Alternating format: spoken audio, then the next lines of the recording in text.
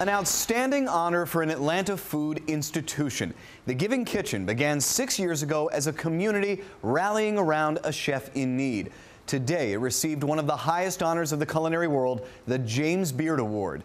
The Giving Kitchen received the Food Foundation's Humanitarian of the Year honor. It's grown tremendously since its origins as a response for Ryan Heidinger. The Atlanta chef was diagnosed with stage 4 cancer. The restaurant community rallied to support Heidinger and his family. Today, the Giving Kitchen provides crisis grants for restaurant workers who need emergency assistance. Now they're receiving an extraordinary honor.